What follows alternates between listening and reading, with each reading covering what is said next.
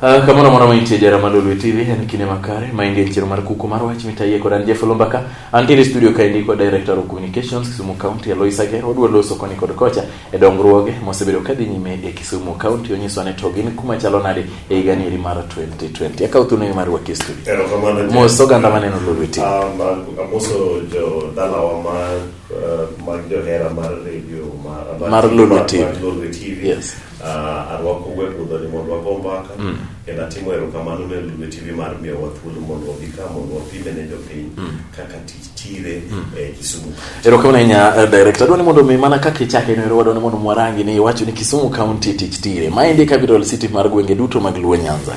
Nyiswa ni to pogruok ne kanyo miyo ne capital city mar gwenge duto mag Luo Nyanza bende all live up to the expectation mar nyiso ni oyo ane capital city maru.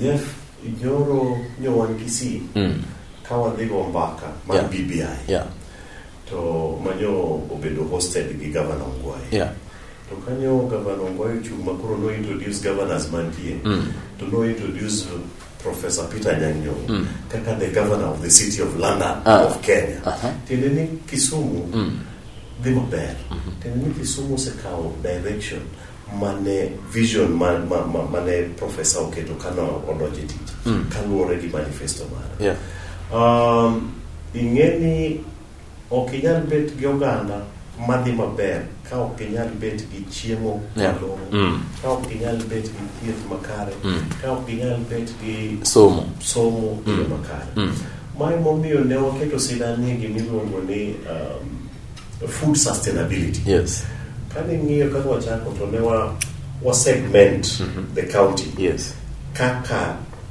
ojalo dongo in terms of food production ingeni chon gire machien cha miwinjo ni miyo ji dhok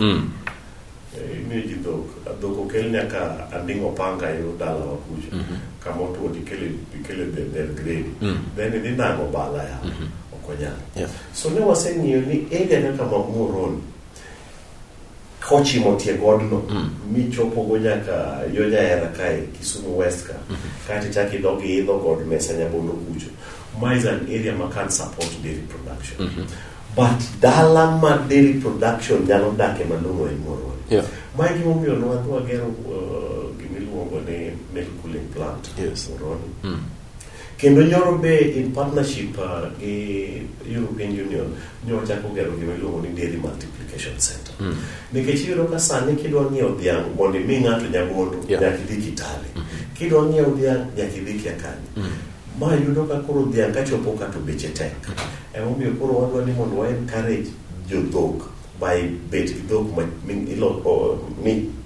iloso kama chiegi nikech ingeni en gima iloso the insemination process kaiti yudo ka kendo area ma Muhoroni no ingeni pidhe mchele tipidhe niang' to gigi are very good for loso fodder ma dhok nyalo chamo ma yomiyo waketo sinani in that area in dairy production kaito kiridori mwalo matin kibiro kiwuok Muhoroni kanyo no Nyando no is an irrigation area ma mchele ma modago Kisumu ka amana kai kendo mchele ne wacho ni dhi Uganda motimata so nyo waseng'eyo ni ere kaka wanyalo improve rice production nyo to ayudo ka the irrigation canals gin gik parose kethore wias gin gik madino pi mondo koro ka pi osebiro kore kisoe i puothe makano se tur so nyo to chako rehabilitation gero wias go gi the irrigation canals manyo to wasetigo then wachako ng'iyo ni ang'o momiyo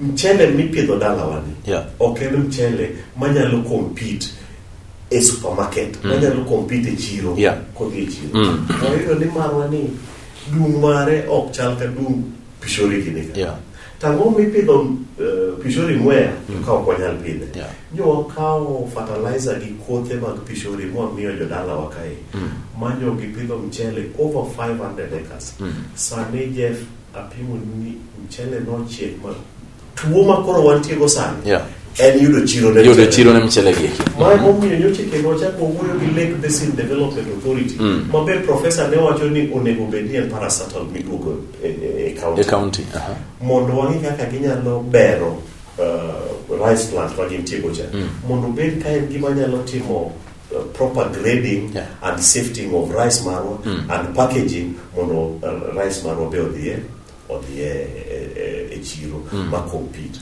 So one no kamano de maber. Besides that, what money mono made low under production. Yes. Now, mana dek under food sustainability kai.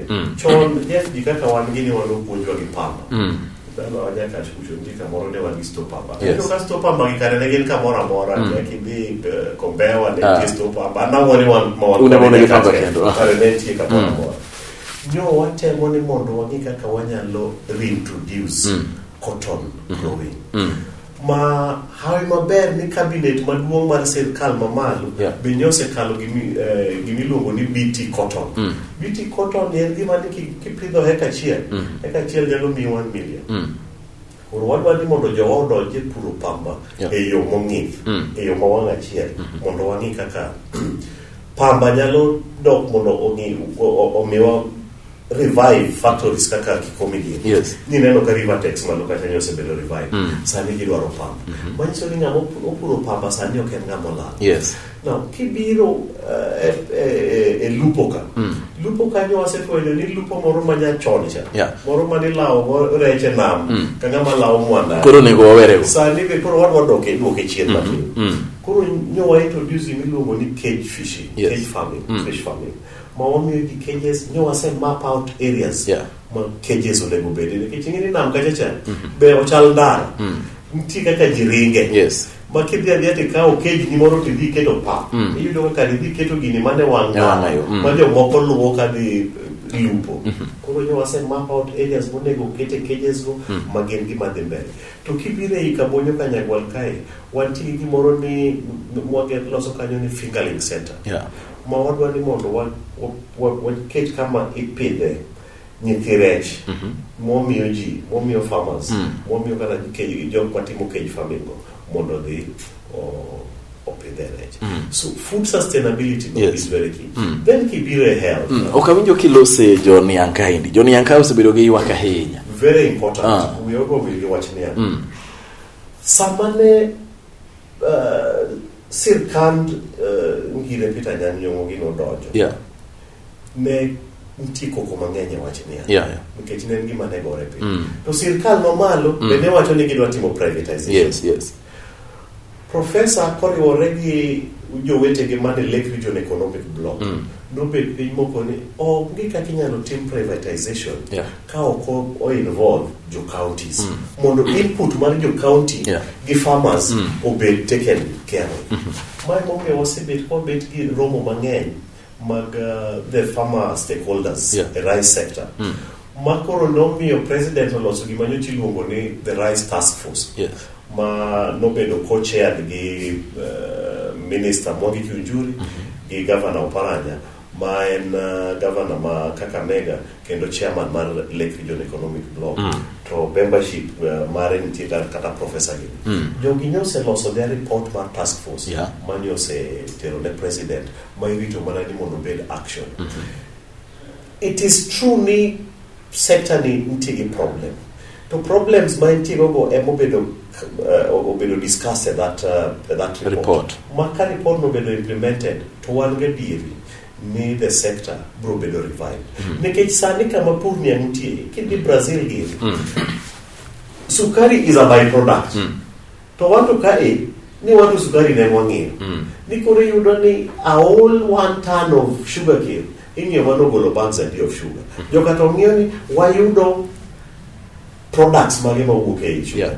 Temo mani mabro empower the farmer because the farmer oknyal bed ni en poseteronia factory they yudo bagas factory they yudo molasses tendi chule mana for sukari ke. So wadwani ochopo kama report cha wacho ni farmer must be empowered niko tero sukari to all those other products yaka kongo mawuoke ka alcohol nyaka spirit mawuoke ka mago be gik ma embe obedno onyalo yude mare. Kora abire wach mar health. Health saninyo Kisumu pilot imiluongo ni universal health coverage. Universal health coverage ni magi achiel kuom thoro madongo mane manifesto mar Prof. To kahawi ni sama ne wadwa implement universal health coverage to president mar piny marwa Uhuru Kenyatta be ochako biro gi gimiluongo ni the big four big four agenda ni nyo gin gik kaka universal health coverage, affordable housing, manufacturing, food security. Koro nyo yer Kisumu, Machakos, Nyeri gi Masabit, kaka pilot counties mar universal health coverage. Kendo more ni universal health coverage pilot phase was very successful. Of them maber. No, them maber nikech no nyiso wa fuonde monego losi mondo mi universal health coverage obed kaka nyalo bet. No nyiso wa the number of human resource madwarore, onyiso wa kaka infrastructure onego bed ni lose hospitals, onyiso kaka onego bed ni timo kata ambulatory services mani luongo ni referral services. Making'iyo wan kae wasechako gi biluongo ni Kisumu ambulatory services. Wang'iyo ambulances iluongo ni hailing ambulance. Ok ni ambulance obed kamoro karito ng'ato. In kituo te igo simu. To simu cha ambulance man machiegni ema respond. Mane moluongo ni Kisumu ambulatory services. Bas wachako wang'iyo kaka wanyalo strengthen primary health care. Health okonego bed mana curative. To sani wadwa keto sinani e promotive and preventive healthcare. Emomiyo nyoche waketo kaka nyamrerwa. Mi nyamrerwa gitiyo matek e mashinani kacha, to gitiyo voluntary. Ne ok chulgi. Inisere no ngamo wuok dio ba the whole day yeno konya jo pinde. Koro jo akoni no it is right. We mondo wa gimbe gidonje at the healthcare system mondo gimbe giyud konyruok kaka jomono. Erokamano gera. Wabiro kawo yo matin director kwa duogo wadhi nyime kod weche go koma health. Wabiro mana chake kar nyamrero mawachono ero ka chiel kod ng'ikruok mosebeti to gi kaka ibro loski. Maindi ni kuku mar wach kod Jeff Lombaka Lolwe TV and record director of communications Kisumu County Alois Agera.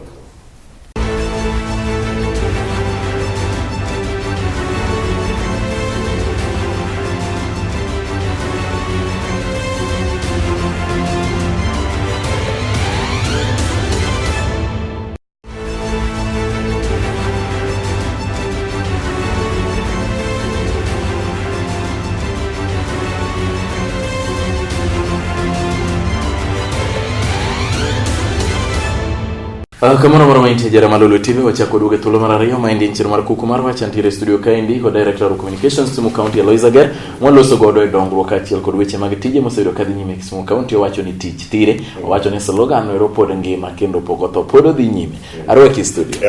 Moso ganda okiendo. Moso do kanyana kendo chapu join mondo wako mbaka ni ene kaka tich thire. Ne wadhi nyime weche gi mag health. Dhin wanyime nyiso ni to ber mane ma jopiny kata jo Kisumu County koro nyalo neno e weche gi mag health masani kuri tayo kod sirikande magwe.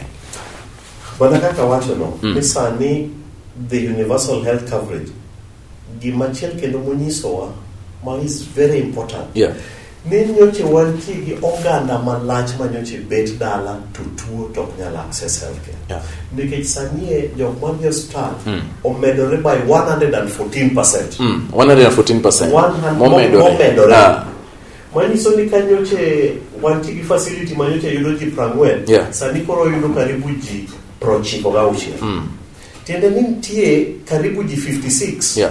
Mane beta ni dala to tuo tok nyalo yudo. So wageno ni dala wa pro medo yudo access to magi objectives mag universal health coverage. Access to quality health coverage. Kuro access no neonge koro wayudo ka intie. Then kendo provision of people kaka commodities. To nego beni kidhi hospital to yudo ka lakteche bentie. Ni neno kwa bet gi ng'ik ni chien kacha. Kawan wayudo ka lakteche bego. Kuro magi gik manyose nyiso wani to ere kaka wanyalo address the issue of human resource. Neno kata BBI be nyo wuoye kingi BBI report wuoye kata the issue mar human resource health sector. Matemo propose ni mondo bede gi gimoro ni the health commission. Health commission mana kaka TSC teacher service commission. Mago to bodro to argi maseneno ni a health provision osekao atua madongo nyaka ne counties chakre. Mai momiyo yudo ka sani kidhie facilities wa nitie gik mane onge nyaka nene. Sani koro kibiro kaka Kisumu ka wagero gimiluongo ni banka mar cancer center. Banka mar cancer center ochal ng'ama dwa gero atomic center kama idwa gere atomic power. So magi gik makwas sebiro wabet go sani ng'eny jowa madwaro radiotherapy iyudo ni gidhi Mulago Uganda kata gidhi Kenyatta. Kaito ng'ato ninde floor, ng'ato ninde dier ot Kenyatta for 2 weeks kurito kapodo rito thieth. Wageno ni kwasetieko gi magie ma en gima wasechako gero. Kwatieke within a year to management mar cancer mosebet kaka major problems obrobet mwanyalo address. Jowa sani nyalo yudo thieth moko kaka jok madwaro cesarean section. Sani ng'eni cesarean nyuol, jok ma require nyuol through cesarean section nyote wawito mang'eny kabisa. Nikech mondo ng'ato wuog kamoro kata kako neno nami e kucho machop Kisumu nyote ena problem. Omiyo sani waketo ni sub-county ka sub-county do bet gi theatre. Wasetieko theatre ma Muhoroni, wasetieko theatre ma Ahero, wasetieko theatre ma Kombewa, Manyakach dhi mbele, kaeto wadonjo ma Chula Imbo. Kaeto koriwore gi ma town. To neno ni okonego beni wa lose ng'ato for purposes of childbirth. Ma en mana kelo ngima manyien, okonego beni en gima kawo ngima. Mano bro dhi mbele kama. Other cases matino tindo sani neno ka koro ni wakelo doctors, whatever ni mondo wakaw doctors, qualified doctors, not just clinical officers, mondo watere those sub-counties, mondo management cases moko madwaro referral inyalo tim kuno. Kaeto mondo wawe Jaramogi obed kama itime mana proper referral. Jaramogi no sani kidhie to ibro yudo ka Jaramogi opogre kabisa. Nikech chon ne gimoro kaka oxygen imiyo ji nwang'iewe gi mtungi. To mtungi no samoro kore ka mtungi orumo, kore kigo simu kene jo kabasi nikelo ru oxygen. Sani koro wan gi oxygen plant. To oxygen plant no obedo wired, otwe kitanda ka kitanda. Ma in ka Jaramogi sani ni dwaro oxygen tichwoe me umie e pipe kanyo pap. Kaeto plant ne chato kele akela koro ok ni gine orumo. Ndalo moko Jeff Nyasaye nokawo nyathina katere hospital ni oxygen orumo. To machacho bende mana private hospital. Na paro ni ma negligence kuswedano. Tiyudo ka samoro procurement process emanyo ni tipo ogibetro maber. Emomiyo makamako oneno ni okonego beni oxygen room e hospital ni ng'at monego kele poko kele. Emomiyo wan koro walose Jaramogi. Jaramogi kanyo endo sani waketo nyaka theatre e casualty. Iyudo ka ja accident obiro, ng'at monego beni en kochopo ni to kama ne gineno osemana chak twa. Kore kimanyo kode theatre wiye malukuchu. Waseketo theatre kanyo manyalo manage emergency cases. Kore kombe ng'ato bedo transferred. Ilose kaka hospitals maji dhie India. Ka tumo matine wach somo. Wach education.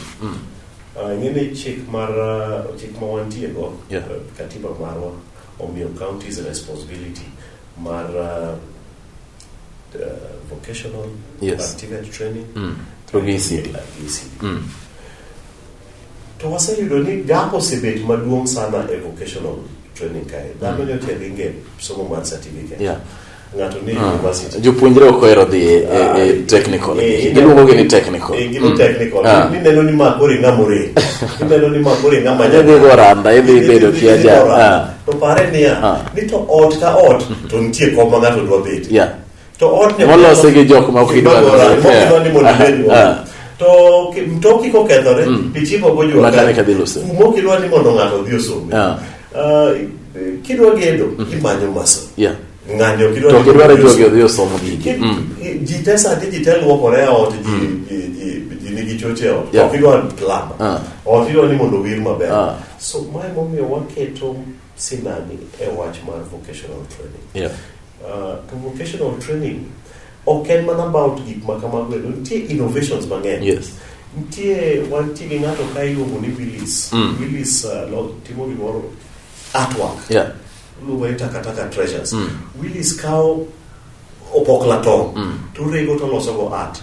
Makata kidhi e od President Uhuru Kenyatta ibro yudo art mar Willis. Kidhi sani e office minister mar international relations ma Britain manyo bro limo wakanyoro ibro yudo tij Willis ka. Koro Willis gi jok machal kamago wagero ne gimiluongo ni Innovation and Incubation Center. Rotary Kacha. We was seconded 350 million. Kamara bet. Mondo koro jikaka Willis gini wanyalo link directly to market. Nikech sani koro Willis kama etie oloso Kibuye. Ti yudo kaka to dikuno yudo ka Willis omo picha ne maber kama picha mawang no yudo its way to office president. Ti yudo ni ngato kone ba nikini miya gisling elfachi. To effort ma Willis okete tijno is so much. Maonego beni en kaen market maber gin gik makitero oko ndalo moko no kawe no tere France. Jine nyiew gigego 200,000. Kawe France. Kidie art galleries. Iyudo gimoro ni 500,000. To kingiye to bingiye bochal ngiye million. To mane art, onge ka art cha. So wadwa ni mondo promote them. Number 2, ingeni ntie performing arts. Performing arts gin kaka Lupita gin. Lupita sani koro kidhi kamoro amora. To Lupita ni mang'eny. Pod nitiere ka. To king'iyo Peter Depp ni mang'eny. Mago adhula bentie. Pod nitiere ka. Mae momiyo wagero stadium maduong'. Mondo wabed kama stadium ma integrated. Mabro bet gi kon performing arts. Mabro bet gi kon. Erokamano ya director thuolo rumo no wachni mogik ne jo Kisumu dakika achiel. Erokamano adwa nyiso jo Kisumu ni Kisumu is in good hearts mana kaka wacho kwa chako. Wa makre uruwa kajakla wager pinywani wager county wani ni kakoro joma oko nyaneno ni London. Wambe wa take advantage of London. Masani kakineno wagero pavements. Wadwa ni mondo ji wuoth and health. Ng'eny wa ilo matatu ilo mtoka. Koro wadwa ni mondo ji wuoth no maber mako bad nyadendi kama. Ti wuotho kode e street tiliyo ti uwo manini. Erokamano ahinya. Yakochako rado kendo rito masani nyandiri kod Director of Communications Kisumu County Alois Ager. Erokamano ahinya kuom thuolo mari mar chopo e studio mar mawuosi kod oganda ma Kisumu. Yakochako rado kendo rito masani.